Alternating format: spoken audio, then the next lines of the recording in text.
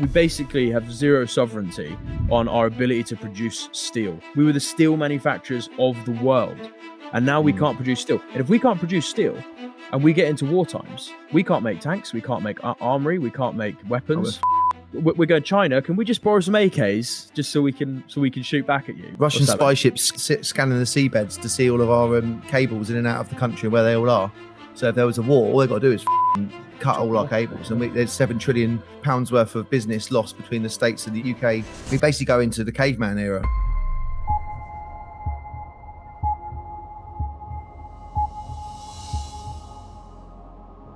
Welcome back to the Ground Up Podcast, and today we're going to be talking about market stuff. There's a lot of fear in the market we're seeing, particularly on the acquisition side for commercial stock. We talk about lending, banks. What makes a good bank? What makes a good lender partner on a scheme? And a bit of raising capital, catch up on each other's businesses. That's a word. And general chit chats. We don't have a docket, so this could be a fun one. We just sort of go around the room and pick on stuff and have a passionate conversation. And anyone who doesn't know who we are, we're 4 property developers based in the UK, and we all run various businesses, doing a lot of sites, raising a lot of money, dealing with a lot of problems. And every week we get around the mic like this and we chat shop and try and be useful to people and useful to each other. So make sure you subscribe. And the members of this podcast are Stuart Wyeth, Jack Jiggins, myself, Ryan Beaumont, and Dorian Payne when he arrives shortly, which was planned. He's not late. He did say he can only jump on at 8:30. So fair play to D, but let's see if he arrives in the next 5 minutes. Cool. So, what are we saying, Stu? You were just giving us some genning up on a site where you've seen it come back to market and all kinds of other bits. Oh, we're seeing quite a few, mate. To be honest, yeah, no, it's all good. I've had a cold shower this morning, so that was fun. That's why we're getting a little bit late. Just when you buy a house, you never know what's going to go wrong with it, and then the boiler goes. Then I've taken a radiator off the wall, and it's probably fucked the system up, but. Yeah, it's all good fun. Yeah, I was just saying just before you come on air that we're seeing quite a few sites that are coming back round now where we put offers in, and we've been outbid like crazy prices, like 400 grand more than what we were willing to pay, and we've done all our numbers, we've worked it all out, and and taken a bit of a haircut on even the builder's margin for ones that we really want to win. And 18 months has passed, and we haven't really bought anything in the last 10 months, and I'm quite happy. I mean, we're buying HMOs and resi stuff, smaller office stuff.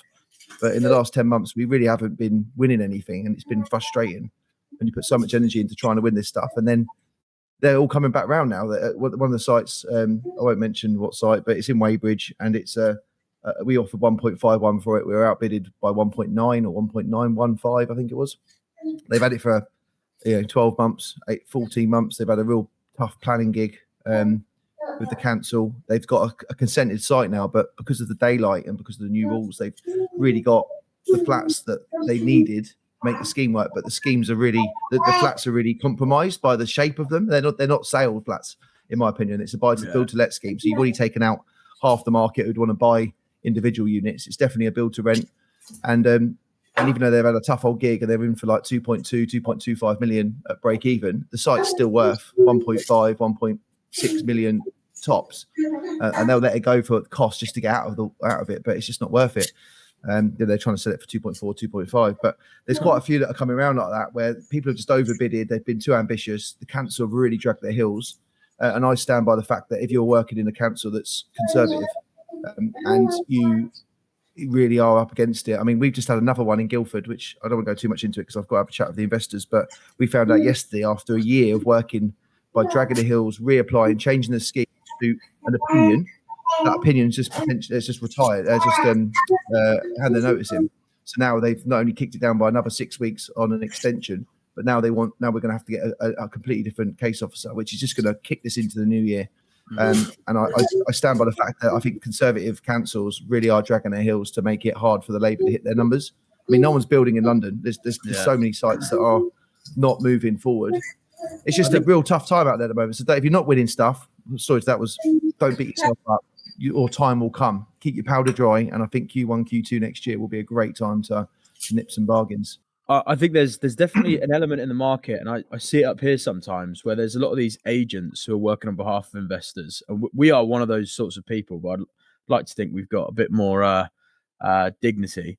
But I see them just bidding on shit because they're using other people's money and just bidding like crazy, without any real consideration or experience to know If you do that, how are you going to get your dev stack right? What's going to happen if there are market fluctuations? That they're basically buying things at super optimistic outcomes rather than buying things competitively or smart in the way that you should buy things. And that's like a typical naive developer stance where they're probably green and they've probably got someone else's money and they're happy to throw it at the wall. And then, oh, lo and behold, they've then got to fire sell it later and lose investors' money, but the developer themselves doesn't care enough. And that happens all the time, doesn't it? Like throughout history, particularly where there's been a lot of capital, and albeit the market's not in a great place, there is a lot of private capital out there, and we see it firsthand. There's a lot of appetite to buy a UK property, and I think that just stokes the flames for a lot of these sort of middlemen developers who are just trying to get stock in without really going, actually, can I get that stock in, or do I need to pivot my model to be able to deploy capital in the way that I want to deploy capital? And I just think there's immaturity in the market kind of across the board, because we do see it up here as well, but you guys are in a super competitive area, so you're going to see it even more where people might be desperate to get units.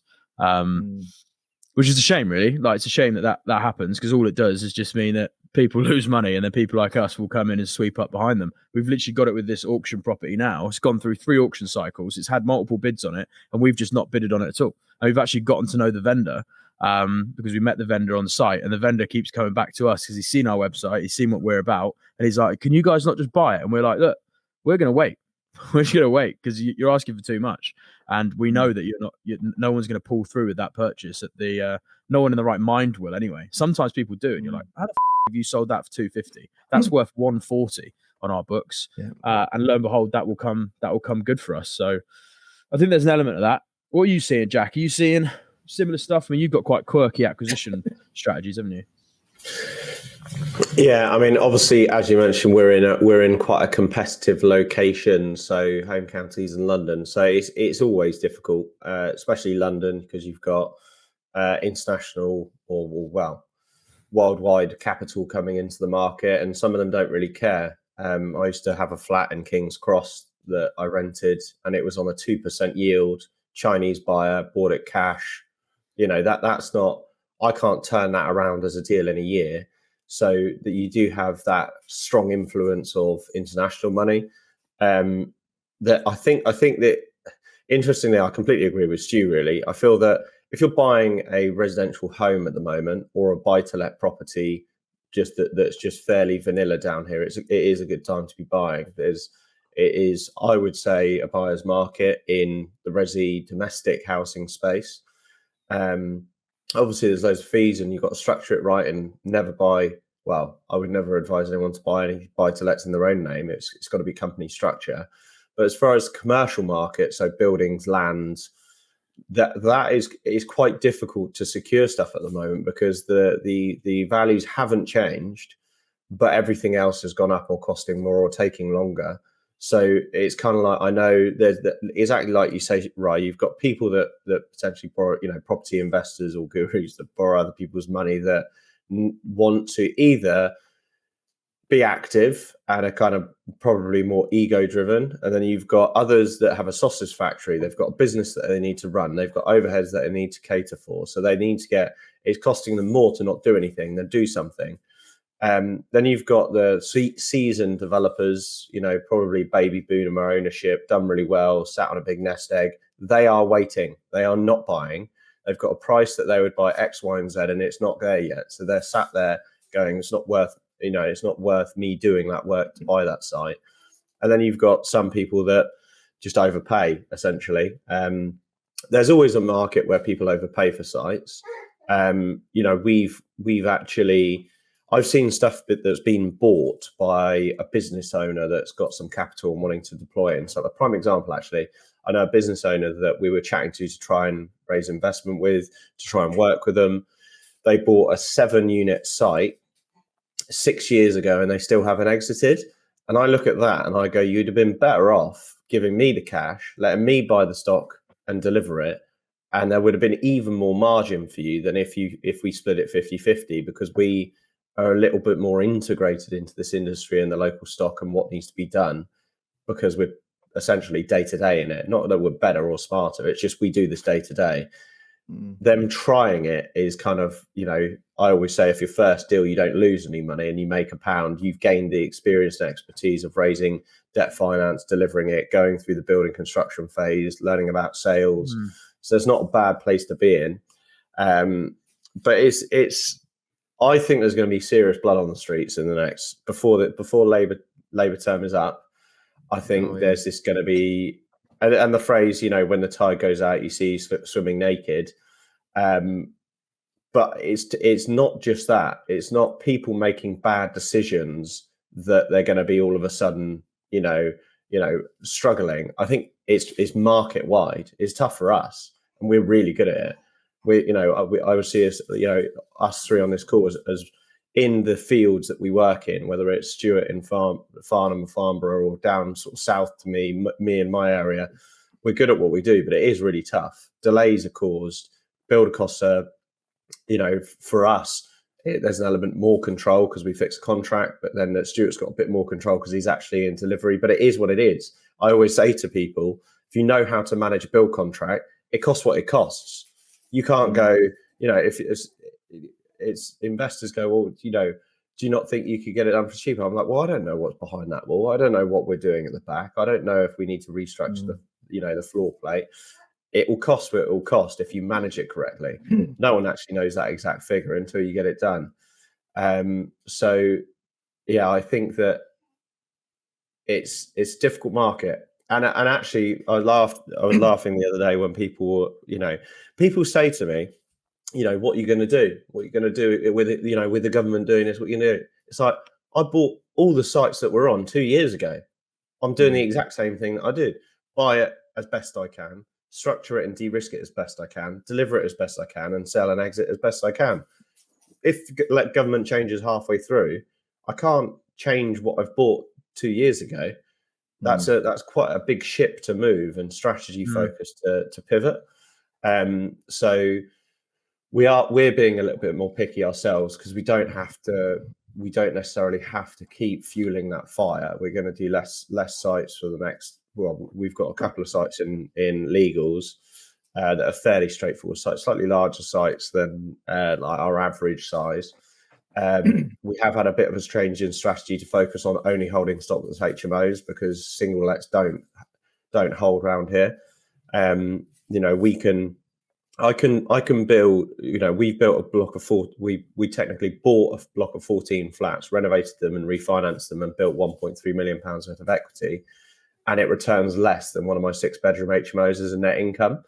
So we are sort of strategically focusing on cluster flats, blending HMOs into our commercial conversions, still doing commercial conversions, but selling those units, and focusing on consolidating a bit. Trying to steady the ship because the market's a bit sensitive. But then some service-based businesses are doing quite well. I think some service-based businesses are struggling. So yeah, I think we're interesting market space to be in. Definitely. It is, mate. Just on that, it's the worst it's ever been in. I'm working with a guy who's sort of 35 years in the market. He's never known it be this bad, and it's been a slow bleed down. So what you bought last year is still not. I mean, I sold my house to buy this house. I made no money. If I bought a purchase price, I paid the 270 grand I spent on doing the work, living in it for 10 years. Actually, there was no cost appreciation. And that's if you really want to buy and sell at the moment. I've just bought a fantastic property for 1,066,000, but I bought 1.1 acres. Well, you buy a new build plot of land for £1 million an acre. So I basically got the house for free on the land. So even though I haven't made any money on the house I was living in, I still feel like the house next door was bought for like 1.35 only in 2021.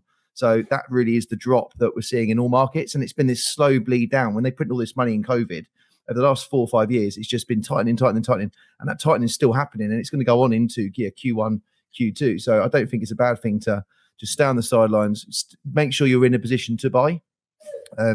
And then pounce on the deals, because I think that they're going to have to print a shitload of money just to get the economy moving again, to get people borrowing, make people feel more they got the money. So they start booking the holidays, buying the new cars. The economy needs to start moving. And that's a great time when they print money to own assets. So but it can't do it. We're getting an influx. It can't do it if taxes keep going up. Taxes keep going up, there just won't be the incentive there, top down, that trickle down effect just won't. It won't happen. The biggest problem to tie into what you're saying there is the affluence of British people has only been going down for like 20 years. Yeah, of course. People are getting. That's the biggest issue. Yeah, Yeah, exactly. people getting poorer. Yeah, the cost of the pound, the buying purchasing power of the pound is weaker year on year, and it's 7 to 9% year on year. Your physical. Having said that, in this market, the best person to be is someone earning 30 to 50k. In this market space, you've got businesses that are getting pinched and pulled, and you don't have a confident market. The spending power is not there. You've got really wealthy people getting taxed to the hilt, which is why we've seen the biggest loss of millionaires, emigrate. And the best place to, and you've got taxes that, the tax bill is going up. So they're trying to find ways that they can pick at getting value from the tax markets, taxing people, taxing landlords, all of that sort of thing. The best person to be right now is the people that were 10 years ago earning 50 grand a year. They're not paying a load of tax. They've got their allowance of £12,000. They do pay a fair lump on the remaining £38,000, but they got a steady income. They're working. They're the market is like on its knees, right? So the best place to be, if you are just a general public, is in that sort of catchment of not a great earner, but sort of just getting by. Yeah, but they're earning 50 grand a year 4 years ago. They're now paying 4%. This is the stats last night on the telly. 4% on bread, milk's up 16%, chocolate's up 18%, and beef is up 20. You 27%. have been eating a lot of chocolate, haven't you, Stu? Since I've moved, mate, I've been doing long nights, late nights. I just say that just for us. I've eaten a lot of chocolate. I bought those big bars, mate. I've done it pretty much in like 3 days, which is not good. Just I need energy at the end of the day. I get it. The cost of the basket's gone up, right? But that relative to business, so let's take a business, right?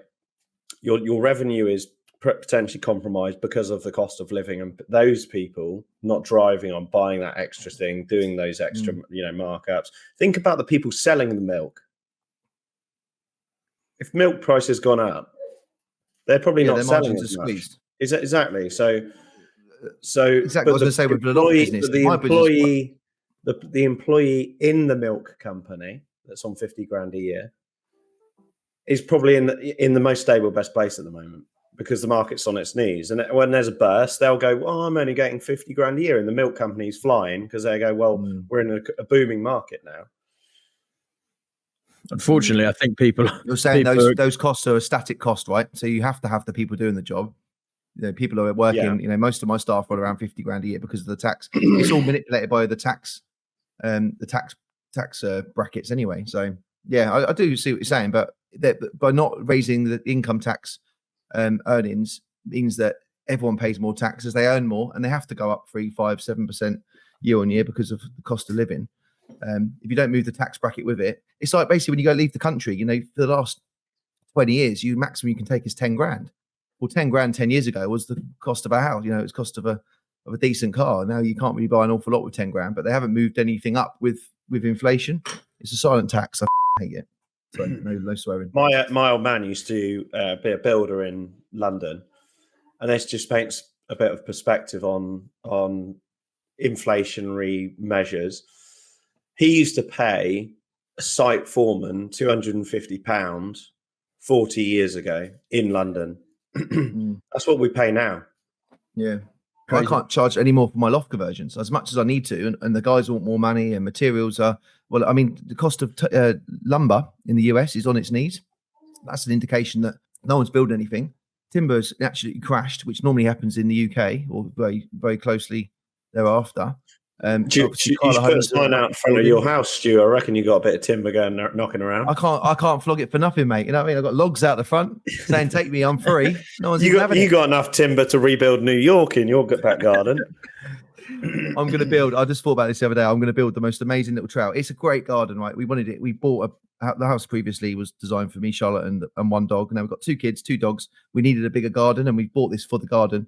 But I'm going to build one of those trails. Centre parks, we have those sort of timber trails that go around and it sort of elevates around the garden because it's got a bit of a drop. So I'm going to just get all the offcuts from all the guys that are going to get them into 2 meter lengths, throw them in the back of the lorry, back of my Defender. And you're going to get so find many of bills. your kids' friends breaking their arms and wrists. And Yeah, they will be signing a disclaimer, mate. I'll be like, you go play, but don't be suing me, mate.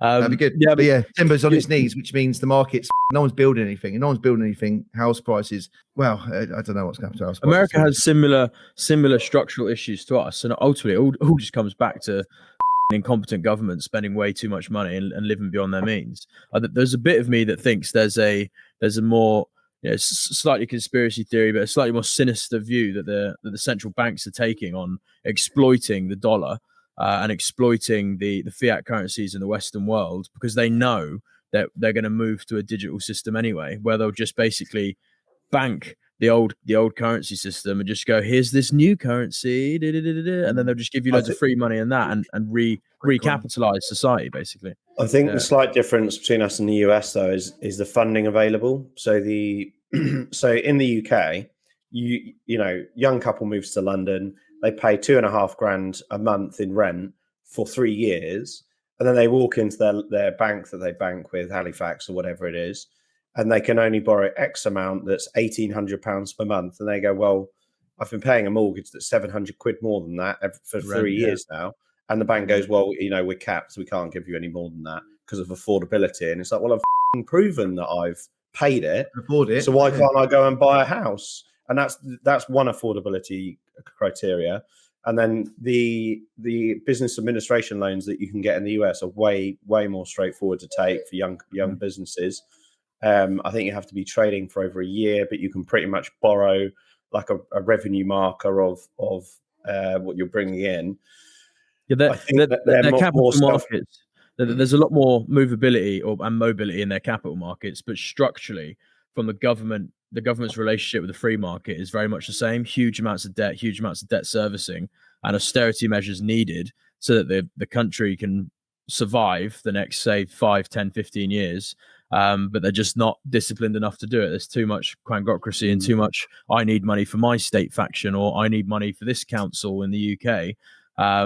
And that's always going to happen, but in a society where you have some people that care about, you know, happiness, and some people that care about love, and some people that care about the commercials, and then some, you're always going to get this blending market where, and it's the whole, like, I suppose, integration of the world, that not everyone looks at something and goes, what's the commercials behind this? Some people, I don't care what the commercials are, as long as I can eat, sleep, and see my family. But without consideration for the long-term impact, right? Because if your country does go bankrupt, then then you ain't going to eat, sleep, or feed your family, right? So I think that's the issue. Politicians obviously looking in short-term cycles. So they're just not. We now need a really, really strong business-minded commercial government to just go, let's just fix this issue of spending. The spending issue. It was actually Nigel Farage did an interesting talk the other day, talking about what Rachel Reeves could do to cut the equivalent amount in expenditure to balance out the necessity to raise taxes. And it's pretty simple shit. Like, and it's just a half measure, really. You could go way deeper, but Labour's just not going to do it. And it's a structural issue. They won't do it. They'll choose to raise taxes and will continue not to grow, which is the thing we're talking about here, really. It's the lack of growth, therefore lower GDP per capita. People can't afford as much. Affordability rates are squeezed by the banks because they know that's the issue. If people are getting poorer, then they're not going to want to stress their lend to income ratio. Do you know what I mean? It's just a bad place to be for borrowing money. Talking of fixing things in the council, look, I was in Balham. Can you see this? A few days ago. So there's me trying to pay for a parking ticket, right? So I put the numbers in, only 1 hour. I see a customer, go to pay. Yeah, I filmed it because it's the 5th time I fucking tried to do it. Tap the card, machine just says cancelled, right? It's coming up now. So it says, yeah, cancelled. Have a nice day. And I knew I was going to get a ticket. Within 8 minutes of going to my customer's house, they put a yellow ticket on the thing. I've sent the video in. 56 days it's going to take them to come back, and it's 140 quid a ticket now. And I was thinking, parking tickets must be the way that the council make money, because the council tax is obviously, but it's the only opportunist way to make money. So they are out there. It makes more sense than have more parking attendants on the road trying to find people who want to pay their parking But ticket. they don't manage every car park. A lot of them are private, no win, no fee PCP, or it's not just the all the street councils. parking. But council tax is fixed against how much it costs to do your bins and look after the streets and the rest of it. The parking opportunities must be their only stream of income. But that needs fixing as well. Unbelievable. Well, they're bringing in. I've got to spend more than 70 quid worth of time trying to fix the bloody thing. And then you can't upload a video, so you've got to do screenshots, and then you've got to wait 56 days, try and remember to go back to them before you get a court summons date, all for 70 quid. That's why I got a PA. All I wanted was £3.20 for 50 minutes. You should just put a ton on the dashboard. 20 quid just on the Let me give you I've done that when I've had to run to solicitors before. I've stuck when the machine weren't working. I just stuck a £5 under the windscreen and then ran in, sent the documents, ran back out right in the middle of Guildford High Street, and whipped the £5 back out and drove off. They're looking to. I mean, I think one of the biggest problems from a local council charging point is that the electric vehicles has doubled every year for the last 5 years in the UK. And obviously we always complain about our potholes, but we've now gone to 50% of road users are now in electric cars are not paying road tax. How did they not see that coming? That there's going to be a big hole there where all of a sudden people aren't contributing to the roads that they're using. And they're now looking at integrating not only road tax for electric cars, but also charging per mile. So if you do a 2,000 or 10,000, you pay a different variance of tax on that electric vehicle. It's going to flip it back around, and people are going to push back into petrol and diesel vehicles. But it seems so flip-floppy that surely there's something that makes sense here, and there's some thought that goes into it, but it doesn't. It seems like there isn't. On that as well, Jack. On the way to the investment awards on Saturday, which you've done a very, very good job at. I'll just drop that in. Jack hosted the event. Yeah, he done a really good job. But on the way from, I thought it'd be quicker to get on an Uber from Waterloo because I was running an hour late because of other stuff at home. And I got in an Uber to a guy who had one of those nice new Mercs that are all electric. He lives in Central and he can't charge his car outside his house, and there's no lampposts and stuff. So he bought this car thinking it was going to save him money. And now they've whacked up all these super fast charging to the same price as fuel. So now he's not only got to go and pay the same price as what it would be for a petrol car, he's got to wait half an hour to go and have a coffee for the supercharger to fill it.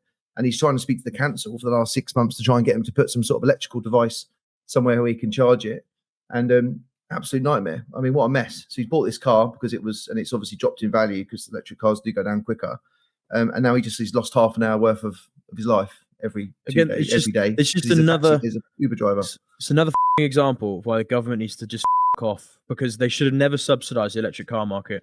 It should have been performative. The reason you buy an electric car is performative. They are much better cars and they'll be better in the future. Electric car definitely is the way to go just from a pure technology perspective. But to subsidize it, there's all of these lagging effects, and it's so stupid. And it's even worse in places like America as well, where there's huge subsidy and carbon tickets and credits and all that kind of shit. It's so stupid. But it's the global warming hoax and shit, which is only becoming more prevalent now. More and more people are talking about how the whole climate change stuff's a hoax, and we need to scrap net zero here, man. We have to. It does my nuts. We can't become an AI. We can't become an AI superpower. They're saying that it's basically hit a bit of a plateau because we just can't physically create enough energy to create AI to the next level. So how can you be net zero on one hand, so we're going to become AI and a digital country of the future, if you don't let us? But even worse, even worse than that, and AI is obviously super important, but we basically have zero sovereignty on our ability to produce steel. We were the steel manufacturers of the world, and now we can't produce steel. And if we can't produce steel, and we get into war times, we can't make tanks, we can't make armory, we can't make weapons. We're going to China. Can we just borrow some? Can we borrow some AKs just so we can shoot back at you? Did you hear that last China? Night? The Russian spaceship. Russian spy ships scanning the seabeds to see all of our cables in and out of the country where they all are. So if there was a war, all they've got to do is cut all our cables, and there's £7 trillion worth of business lost between the States and the UK every day. we basically go into the caveman era where we cut all our cables. Apparently they got a utility survey by Russia did by XP Surveys. Great business. Great contract that one. Great profit on that one. What, Jack, me and happens, Pluto. I want your Starlink. I'm gonna have to buy your Starlink if they cut all the cables. Can I give you guys a mad story? The trouble is, Starlink is powered by electricity, Stuart. So we can make electricity with solar panels and batteries. So my plan on this house is to dig a lake, keep some water in the garden, put the solar panels on, stick 4 batteries in here, become self-sufficient, and buy some chickens. That's basically the future of what I need to do to batten down the hatches. You can have a panic room. Chickens, mate. No. I'm not worried about that. I just want to make sure that if I need to feed the kids. What about when the zombies come? Guy's got his crossbow. He's got his shotgun. Yeah, he's got his crossbow. Yeah. Be prepared. Yeah, honestly, but satellite, mate. Satellite internet is going to be the future, isn't it? Let me give you guys a story and how we're going to file a class action lawsuit against the council. You'll enjoy it. So we operate a lot of HMOs, obviously up here, and we've got 16 HMOs in one council area, 5 of which are fine because they're already through, 11 of which are in delivery and preoccupation. What the council decided to do, which covers quite a huge area, this is South Tyneside, they decided to bring in emergency Article 4, and they brought it in with effect immediately, with no grace period, no notice period. They just brought it in, boom, like that. And in their white paper that they released for the Article 4 direction, they say, you have to dig quite deep to find it, they say that they are admittedly liable for any costs towards developments that are going to be affected by Article 4. So they don't make that, they don't advertise that as public domain, but obviously it is. And that's a huge amount of money for 11 sites that we have caught in there, which now need full planning permission. And so we're going to have to sit down we're planning a meeting with the head of council there and go, look, guys, you've brought all this in. You've admitted you're liable in your Article 4 direction. We've got very wealthy clients who are now going to be coming together in a band and issuing a class action lawsuit against the council for costs because obviously this is extreme behavior from yourselves.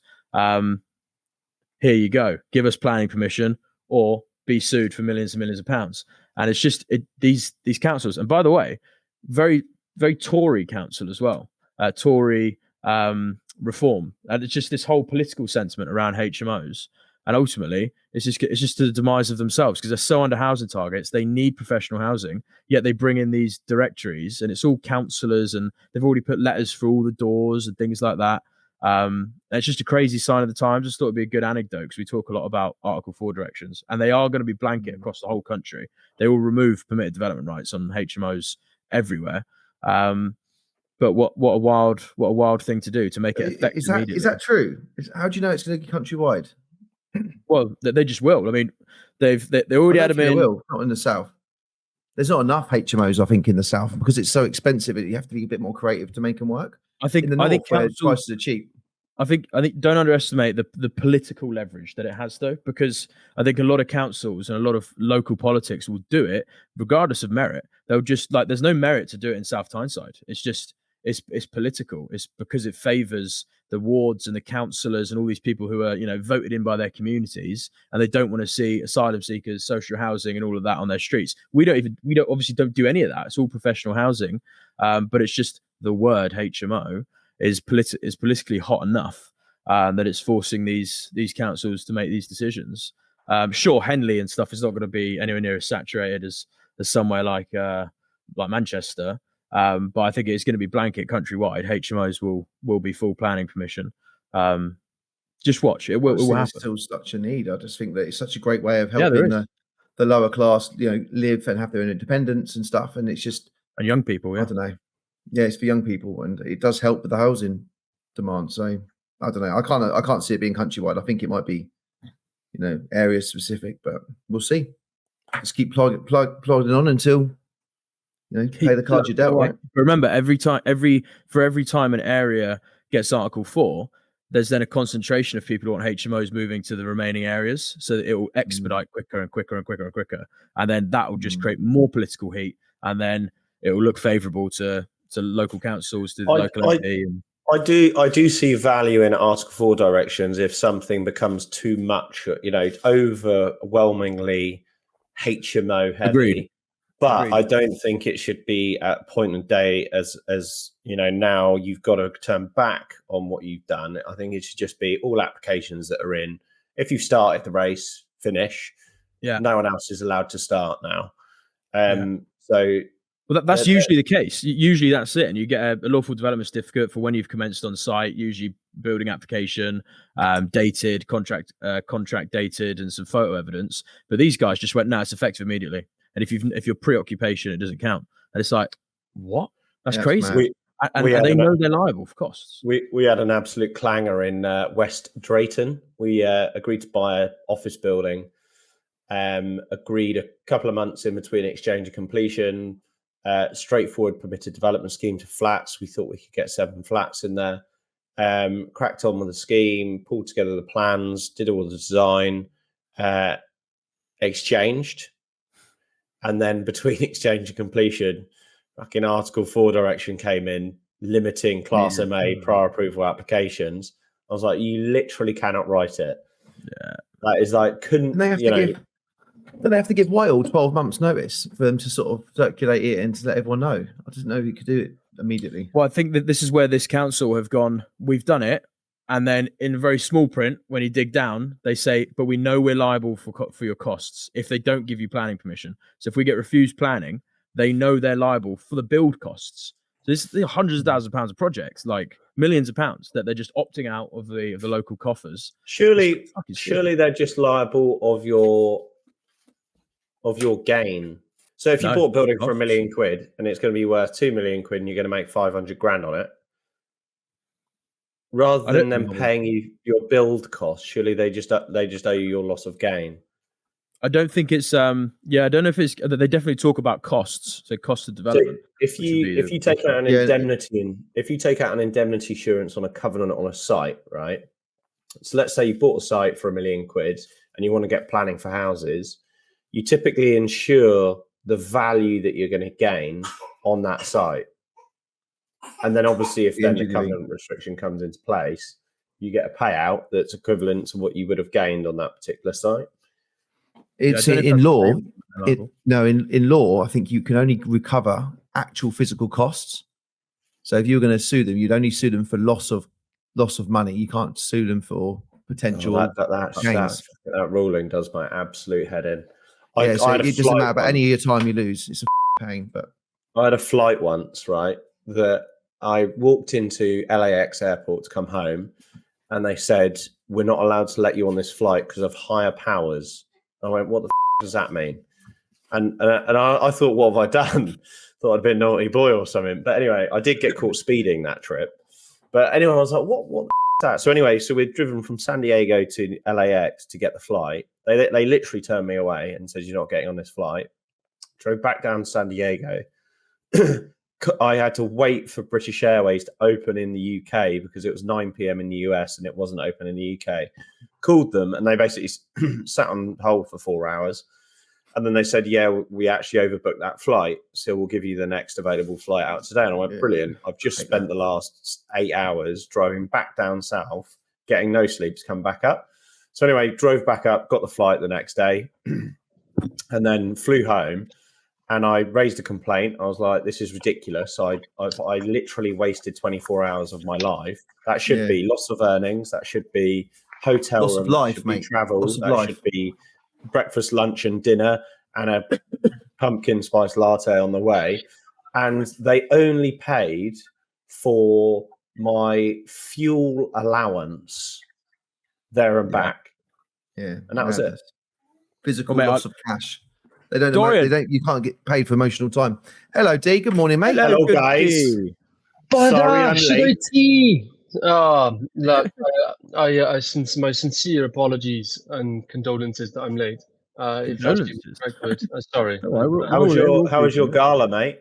Yeah, how was the gala? Mate. Yeah, it was good fun. Obviously, it wasn't. It was a shame that you three weren't there, and apologies I couldn't make the award ceremony. I heard you did a good job hosting, so congratulations. But it was good fun. We raised some money for charity, and it was a funny story. We had over 100 people turn up, which is good, and the girls did a good job. I I didn't get involved. I didn't do anything. They did it all. They organized it all. They did all the work, and I just had one job, was to turn up and do a speech, and I forgot to prepare for it, so I just did it on the fly, on the mic, and it went quite well. It's just as soon as I sat down, I was like, oh, I forgot to say this. but Preparation, mate. I think the funniest thing that happened was they booked a comedian, and the comedian cancelled at 3 p.m. and the event started at 6:30 p.m. because he was ill. So the girls, they did a great job. They ran around. They managed to find a replacement comedian, and he was terrible. Why was he terrible? I was squirming in my chair, and it's only a 30-minute set, and everyone You was should have taken it on, D. I know, yeah. People said that. They actually said that. They said it was funnier, but they couldn't make eye contact with him. I couldn't make eye contact. It was so bad. And was he actually a comedian? Was he actually a comedian? And did the girls do a good job? Because if they run around to just find any guy, hello mate, yeah, I need a favour. Yeah. 3 hours time, can you go on this stage? Yeah. And just I know. But then, I tell you what, though, it teed me up really nicely because I came on afterwards to do the raffle, and he was gone, and all I had to do was make jokes about the comedian, and everyone was laughing. And so, to be fair, he made me look like an absolute pro. Yeah, nice warm up. Yeah, sick. So I went to Baker Street Property Meet, which is quite a big event run by Ranjan in Baker Street, obviously. And he went in his own time to a open mic comedy night, saw this comedian, and he was like, he is amazing. So he talked him into doing like a 10-minute middle of the session refresher on comedy. But obviously this guy's coming into him with 350 Oh, was you there? people I was in at that property. one as well. Yeah. I was there at that one. And anyway, he went up on stage, did a couple of gags, which were actually quite funny. And then he drew up a punchline and absolutely froze. And everyone in the audience thought it was part of the gig because it didn't look normal. He just literally like lost his head, froze, and then Ranjan sort of like went up there and went, yeah. And anyway, with 2 minutes silence, he then just bolted off stage. Oh my! We've all done public speaking here. Have any of you froze? No. It's so easy to chat shit, isn't it? It's so easy just to be like, oh, sorry, wasn't that funny, that actually. Moving on to the next thing. Do you know what I mean? What about you, Jack? You froze? You've done a bit of hosting and stuff. What's like, I don't think I have. No, fully frozen. No, I've had instances where I said something and I thought I could have actually said blah blah blah, but not necessarily froze. Obviously, we're always in an environment that's easier for us because we know property, we know what people are talking about, and it's if you put me in a room of 350 comedians watching me, I can almost guarantee that there'll be a point where I'd cock up. To be fair, yeah, live comedy is different to us talking. Live comedy is tough. Yeah, live comedy that is brutal. Yeah. That would be, if someone asked me to do stand up, I'd be like, oh, I'd much rather sing a cappella to a room or like talk about a topic I don't know than comedy.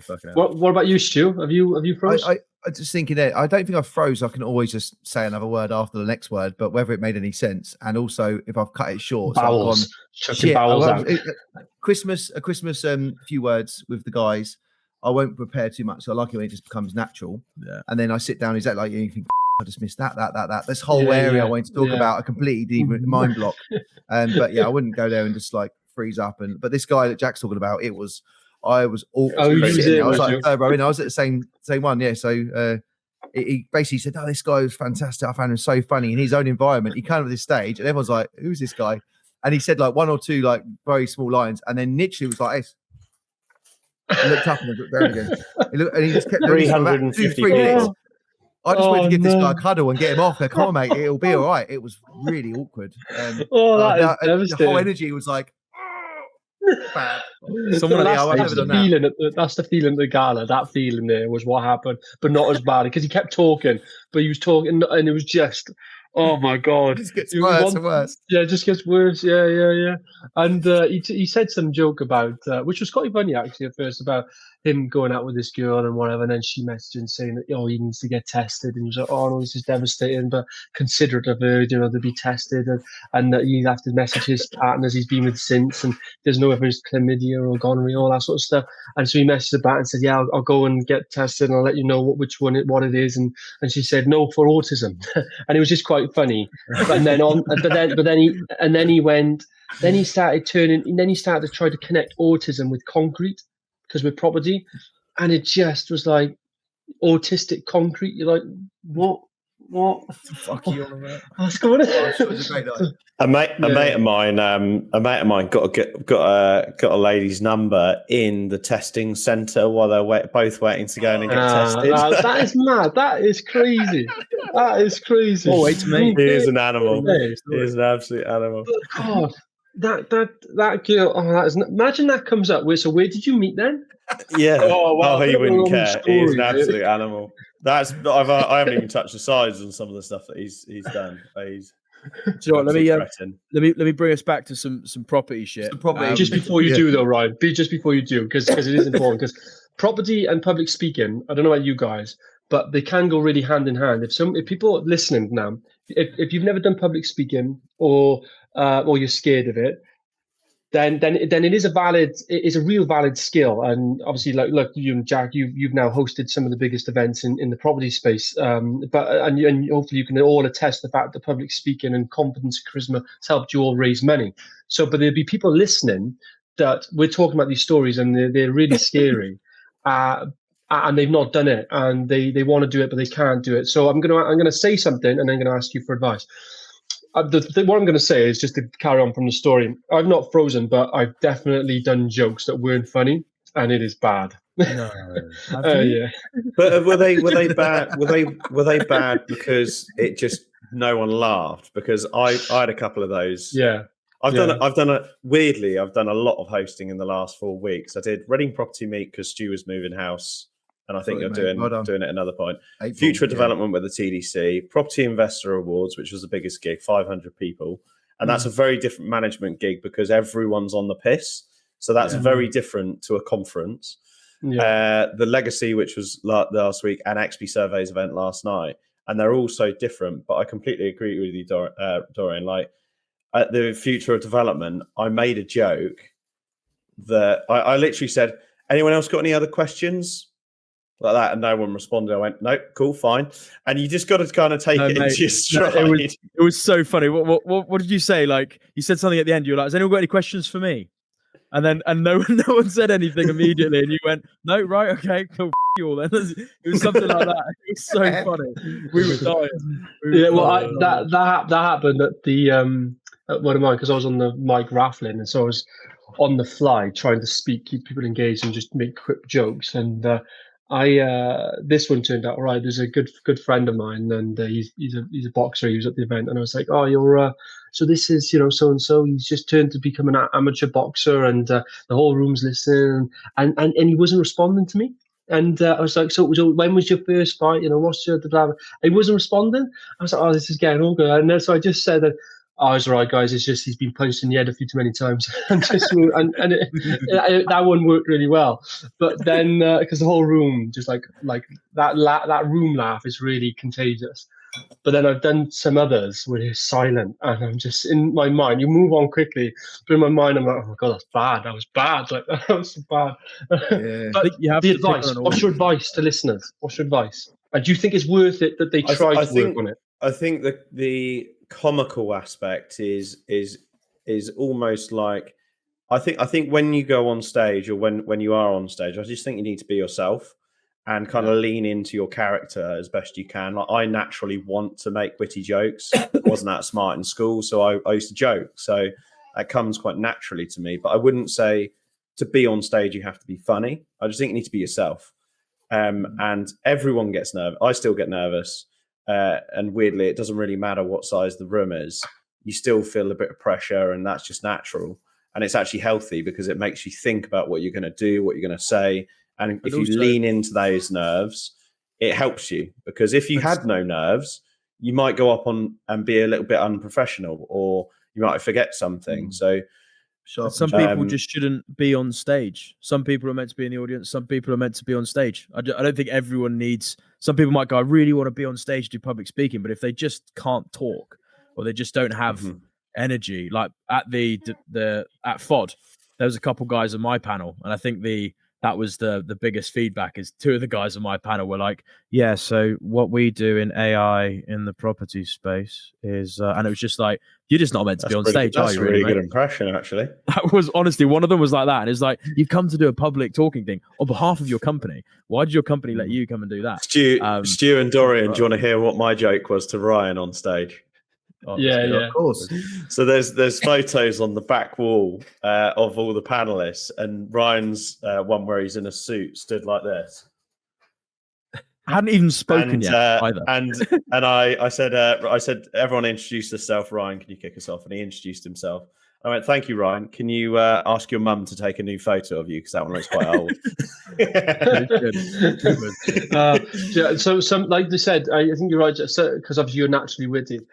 Those natural witty in the moment things that you can't plan for them, and you just have to trust yourself. You need something to work with. And Stuart's like that as well. Well, we're all like that, but Stuart, what the funny thing with you, Stuart, is your facial expression sometimes. Remember that you did a video. Remember you did that video and you was walking around the house you just bought, and the people were in the house, and you was in, and you was in the bathroom, and it was a groggy bathroom. And it was just outside, right. And you did the video. You looked at the bathroom and you pulled the face at the camera. Oh, it's probably it was so. That was funny. the Chinese shop, I think. The Chinese shop. Yeah, it was just so funny. But I think go on, sorry. On public speaking, I think you have to know the audience, know the room, and if you sell a shit joke and no one really gets it, then it's always 10 times worse in your own head. Other people haven't even noticed, or they just thought, well, that was shit, and then you move on. But in your head, it's always magnified. So I think you get over that bit, and it's like fear. It's just understanding fear. Really, it's the same emotions, right? False emotions appearing real. I think if you just breathe through it, get on with it, and we'll find out when we do our the event. I mean, we've got 100 plus people coming to that. We'll all see each other's strengths and weaknesses, and I'm sure we'll support each other. Now, won't it? Be like Toastmasters, it'd be great. The four of us. It'll be good. Have to do a vote at the end. Who was the best? For our listeners, I've spoken to an event host who's been running an event for a decade, and it's not a competition, but it just goes to show how popular our event already is. We've sold twice as many tickets as he has, and his events only a couple of weeks after ours. So hit up the Ground Up Live event, link in the bio. We've sold we can increase the capacity of the space, but we've already sold a third of the tickets, which is very good going. But yeah, it should be good fun. I'm actually really excited because I think we've all got a bit of tact and wit about us. Do you know what's more impressive though is that we've actually been prioritizing the go-karting event. You know, that's not, you know, we've now fully subscribed that, and that's what the focus has been. I haven't really done anything yet on the live. I'm obviously going to start now because I've been focusing on the go-kart and then focusing on the gala that I was doing, and now this is the next one in line. So now the attention is going to focus to that. So yeah, good go. It's going to be a good event for sure. The cool thing is, with the amount of tickets we've sold so far, plus our entourages, it's already going to be a sick event. Like, it'll already be a great amount of people, and we're obviously going to sell a lot more leading over the Christmas period. But yeah, just for everyone listening, it is either Instagram bio. Should we just quickly? Let me just plug it. Let me plug how they get the tickets. Instagram bio, Ground Up Pod. Check the link in the description, and you can see everything about the Ground Up Live, what it's about. The day is an interactive day where we want to bring the audience in and not just talk to you and lecture. We want to get feedback. We'll throw a mic around the room and all try and have a hive mind session. We will plan some case study talks and things like that, but most of the day is about audience interaction, networking, getting to know everyone. So go and get your tickets. Group discounts as well. And we've seen a lot of people buying in groups. So thank you very much. And just to plug the Ground Up Network as well, Jack and I done it last night with a great bunch of groups. It's just getting bigger and bigger now. So we used to go around the room and talk to people's stories, and now we're starting to do more subject-based conversations, and it's great because everyone's got such a good wealth of knowledge, and some people are starting out just want to listen in. Some people want to obviously put their thoughts forward and their experiences. But last night we touched on raising capital, different strategies, grouping different investors together, the risks associated with it, a bit of FCA, different banks, different lenders, who's good, who's not to use. So it's really quite exciting to be around other people, and they've got their stories, and then we're learning from them as well. So definitely join the Ground Up Network, and then on the Ground Up Live, maybe we should share the itinerary a little bit, because we're going to go into some of our own properties. We're going to break them down like we've never spoke about them before. You know, the good, the bad, every single lesson we've learned, what strategies we're working on now, and we've all got different parts of construction. So we're trying to cater for everyone from ground up with Dorian through to HMOs, with myself and Rye. Jack's doing some commercial to resi stuff. So yeah, it's going to be lots going on, but we're going to be totally relaxed, good environment. We want to get the engagement from the people listening to this, and just get to know you guys better as well. So yeah, I'm really looking forward to it. And the people we have met so far, who at the Property Investors Awards and the network, they're just like us, and people listening to this are just like us, and it's they're good to be around. So it'd be great. I think the big distinguishing thing for what we're trying to do with the whole ground up sort of enterprise is we're not doing it for money, because frankly it takes quite a lot of time. We can make a lot more money doing the day job. We make nothing. We make zero. We've not taken a penny out of this whole thing. It definitely doesn't make us any money, and it won't ever make us any money. Have you guys not taken money out? Oh no! Is that where it's been going? I got this hoodie, mate. I've got a hoodie for every day of the week. We're not doing it for money. We're not doing it as an ego trip, because we've got enough ego between us anyway. We are purely doing this because we see the value both ways in building a network of people who are all in the same space, because the knowledge sharing, the network sharing, oh, you're getting better prices with that. Oh, sweet. Well, who's that supplier? Boom, boom, boom. Oh, you've just saved me 3% of my procurement next year. All those little 1% gains we can have with a tactile network. That's what we're focused on, and we want to deliver that. And I think that's what's given us the success, is it's free value as much as we can. And hopefully it's a nice feedback loop. And the Ground Up Network's a great acid test, because they give us as much nuggets as we give them sometimes. I'm like, mate, that's a fucking well good idea. I'll save money on this and save money on that. Yeah, I was also chatting to a property tech platform who are looking to come on as a sponsor yesterday. And he said, I really like that your room is full of people that are starting their journey, beginning of their journey, middle of their journey, or sort of doing the stuff that we're doing, but all growing. Because it doesn't take you a minute to go to a progressive property event or a PIN event, and you're speaking to a woman that's been a landlord for 32 years. She's got a 2-bed buy-to-let flat. She saps you with an hour of your time, and then you meet her a year later and she's done nothing. She's changed the curtains. So we're all trying to inspire people trying to grow a business, whether it's service-based or whether it's property-based or whatever it may be. And help each other grow, because we don't necessarily, it's not for us, it's not about how do we, those types of landlords, how do we get out, how do we save on that cost, whereas we're all about how do we expand the growth and sort of stabilize growth. What Jack just said is pretty much every property development meet. When you start in property and you need to learn from other people, and when you go to these events, it's exactly the same. When you are the 5% of the room, and everyone is then wanting to hear your story, and you're constantly giving and not really taking anything back, it is exhausting, and you just burn out. You go to these events trying to find with loads of motivation, and want you inspired to do better, and you don't get anything from it. So when I met these boys for another networking event, it's great, the amount of learnings and stories, and that's just what we're just trying to magnify. So no one will see the value in £100 a month to sit around and listen, but some people who want to either interested in going, or they are well on their journey, and that's the people we're trying to attract, really. And we are still the very small minority, even though we're sharing knowledge. You'd think, well, why would you want to give your competitors everything you're doing? But you give as much as you receive. And if you look at the country, the SME building market is so small. We're still the smallest fish in the ocean, so there's an abundance of opportunity out there, and I'd much rather take the risk learning as much as I can from others who have either walked the path or are walking the path, just a different road, and learn from their mistakes and share my mistakes and learnings and go from there. And obviously he's the top of the tree effectively from what we're doing, because he wants to become the national one, and he's learning from much bigger fish, and he passes and shares the lessons with us as well. So it's all good. It all goes round. I definitely wouldn't say I'm at the top of the tree. I've just, as you said, I think I'm just on a different path. It's and I think this is what complements, is that we're all in the same sector. We all do different things. We all have different types of ambitions, but we're all ambitious.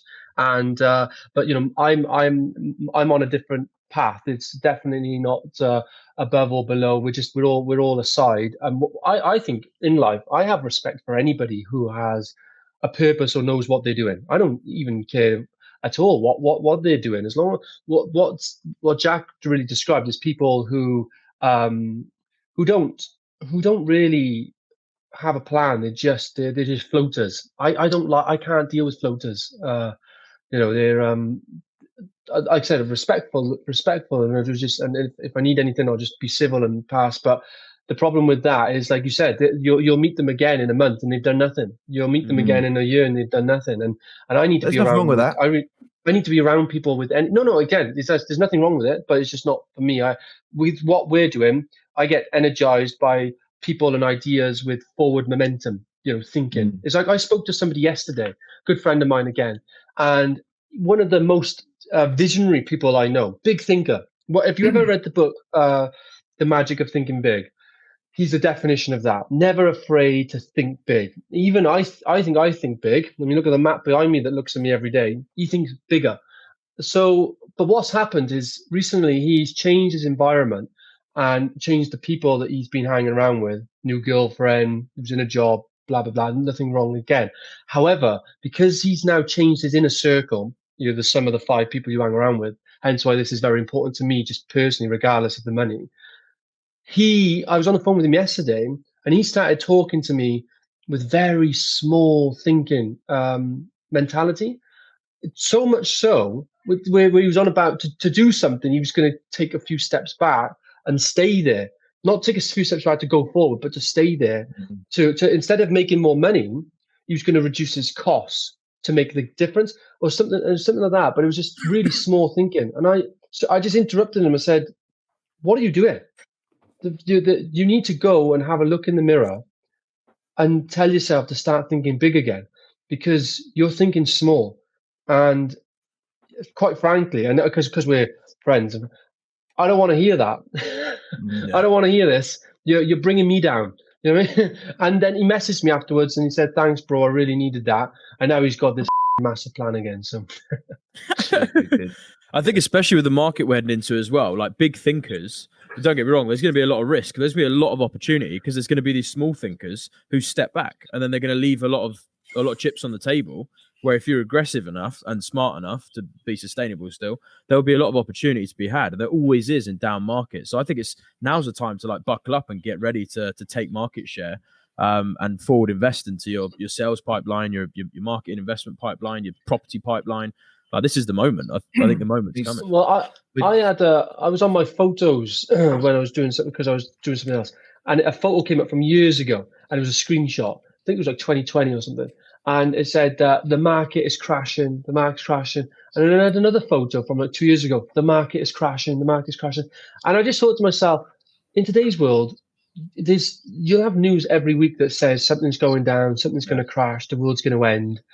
And you just gotta, I mean, Stuart, obviously you're such an advocate with crypto that you probably deal with this on a daily basis, everyone you're speaking to, that people want to liquidate their holdings the instant they wake up. It's like, yeah. Yeah, all the time. It's just as soon as it drops 5%, I've got it's maybe like 10 people who I've sort of spoke to about it and I'm quite passionate about. Oh, are we okay? Is it okay? I'm like, it's fine, man. One Bitcoin is one Bitcoin, whether it's at 80,000, 60,000, or 6 million. Just don't worry about it. The market is the best indicator of what's going on with fear, and it's a risk on asset. And lo and behold, Bitcoin, baby, just keep buying. And and with terms of fear, like there's nothing wrong with scaling back. But ultimately, we're doing exactly the same. We are rebuilding the website now. We're taking all of our previous projects we've done. We're really going to try and build a bit of a filter to try and encapsulate as many vendors, private sellers, agents to know exactly what we're trying to do and what building we're trying to try and just get rid of all the shit and just focus on exactly the type of buildings we want, what we're strategizing for. And then we're just using this time now. We're not going out crazy buying massive, stupid things at silly prices. We're just going to hang fire, give ourselves 6 months, find the right 2 or 3 projects that are going to make us some serious money, I think, because not that I want to take advantage of people, but if they've made silly mistakes and bought things 15 months ago at too expensive, more for them. And it's a case of us for trying to take 1 or 2 sites that really are going to hopefully springboard us into 2026 and beyond. So we'll see how it goes. Amen. 2026 and beyond. Yeah, baby. Focus on the future. But, Stu, how tall is your? Have you bought a cottage? How tall are you in that room? Because I can see beams like a Yeah, cottage. give us there. a height tell you check, for please. Give us a my height measured check, please. building Stu. survey. Can you run I'm over? trying to plug you, Jack. Trying to plug you. My measured yeah. building Sorry, survey shut. from XP Surveys says that these ceilings are 2.38, and I'm very impressed with the MBS done, to be honest. And the topo, I'd love to share my screen, but I'm literally sitting there drawing lines, doing dot to dot around all the points around the garden to try and work out where to position a detached garage, which was my last night's 10 o'clock. Mate, Anyway, that house is going to be your playground for ages. We Yeah, are. shit. They're not bad. It looks slower than they are because the beams. But these beams are coming back in fashion now. It's like a warm cuddle. So at night it's very cozy and it's got a lovely feel to it. It's like a warm cuddle. So you walk in, the lights are on. Clock. Cozy. I mean, That's an interior. That's a technical term, isn't it? An interior design. Sorry, D. Jack was. What was that, D? Oh, sorry. I was looking at that clock. It looks massive behind you. That was all. But yeah, we broke it in the overcompensating. What, in the room? In the room. Overcompensating in the room. But this was going to become the playroom, but we couldn't get the sofa through. So, and thankfully, the old owner left his lovely full width desk because mine was built in. So this is all here. So the missus was like, I suppose you better go in there, which is great because it's at the front of the house. But we've had all the trees chopped down now, so now we can get on with getting planning in. I've had no knock from the council. Happy days. I mean, I spoke to the tree surgeon as well and got him to write. He's a good friend of mine. Oh, a massive shout out to him. A Cut Above in Surrey. I mean, they turned up with all the kit, super professional. And they literally in 3 days are just derooting the last, taking the roots out of the last trees now, but stump grinding, that's exactly it. And they're super professional. But he said, actually, you're a domestic property, you're not in a TPA, and you're not, and there's no TPOs on it, so you are legally able to get on with it. And I'm just getting the laws, the trenches are being dug as we speak. So I'm hoping come next week, I've got a bit of, but we've made it a lot bigger, and we can play around with the front now. Your Instagram story was wild. It looked like a war zone. I'm debating whether I should set up a separate Instagram just for the house because it's going to be quite a transformation. But then I thought I can't be bothered. I mean, if you think about it, all you got to do is just collaborate every post for that house so it's consolidated on one account. Yeah, or so story highlights, or do story highlights, and then you've got a little. You just click through it, you know. Yeah, maybe it will be a story transformation. But I don't think looking at the cost now. Me and my hubby building our forever home. None of that. I do think I'm going to be able to build this for like £110 a foot. £110 a foot is what I'm aiming for, and I'm going to take the whole roof off, light frame timber construction, hanging tiles. I want it to look like it's 100 years old, so we're going to go for the oldie woldy oak central core. But I'm going to stick a lightweight box on the roof with a truss roof on it, and I'm going to see how cheap I can do it for. But I'm going to double the footprint, which is mega in terms of it could be the best development I've ever done. Oh, talking of one development before we go. I will save it for the next one. I'll just tell you about the numbers on them. In fact, I'll save it. I'll save it for the ground up event. The ground up event, I'm going to tell you about HMO in this market. Well, I think we've done like 37% profit, and it's taken a year, and it's all money out, and I've been paid like 50 grand for the privilege of building. We should have a deal off. We should have a deal off. We all put our best HMO forward. I said last night as well, guys, we should do on the deal analyzer for the ground up network is we should all just do one or two of our old deals, really break it down in the same sort of template format and just have them. So we've got like 8 or 9 for the new people that join so they can watch sort of 3 or 4 because people bring deals to the table and it's really exciting to sort of see where it's located, why they're buying it, what their strategy is. Are we going to do a roast as well? Should we do a roast dinner? Roast. No, you seen the American program where they take it in turns to roast each other. It turns up with an apron, like, you know. I haven't had breakfast yet, so I was thinking food. That sounds like a good idea. We do a roasting, yeah. We can rip each other apart if you like. Sounds juicy. All right, fellas. Well, it's been an hour. We've done a good little sesh, and tomorrow will be when this comes out. I think tomorrow is go-karting. So see you all for go-karting tomorrow when this comes out. What's your predictions? What's your predictions? Mate, Misha, I found out at the Property Investor Awards, I found out that Misha back in Ukraine was a championship go-karter. When he was 14, though. That's great, then. When he was 14. My bet is a guy called Luke Maunders, who's my ex-business partner. Him, his brother, and my very good friend Bruce, they're all coming as well. So Luke, I've been go-karting with him many times, and he's super quick. So my money's on him.